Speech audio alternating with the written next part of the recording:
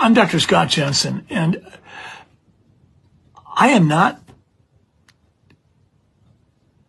exaggerating when I tell you, if you're a patient, your doctor,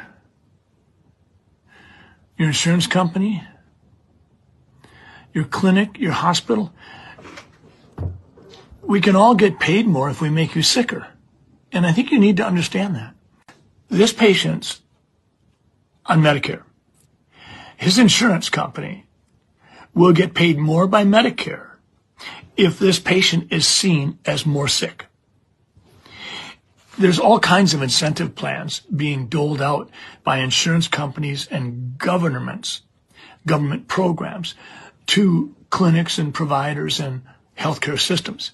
For instance, one of them that you may have heard of is if a clinic can hit a certain threshold level of patients taking a certain kind of vaccine, they get paid a chunk of money for each one of those patients that took the vaccine.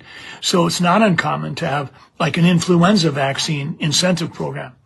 And say you have 1,000 patients that could potentially qualify.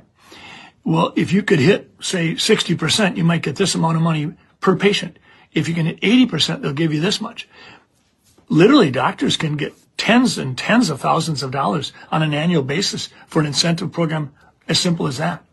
Here's another one. If we can call you diabetic based on some parameters, even if we're not treating you with a medication or didn't really do anything for you, if we can call you diabetic and we do a test called an A1C. Now, if we do an A1C and we get a 6.8 reading, that allows us to call you diabetic, even if we don't do anything for you. And when a person has diabetes, generally a doctor or a clinic will get a good mark if they can keep that person's A1C less than 7.5, sometimes less than 8, sometimes less than 7. But if you can call someone a diabetic with an A1C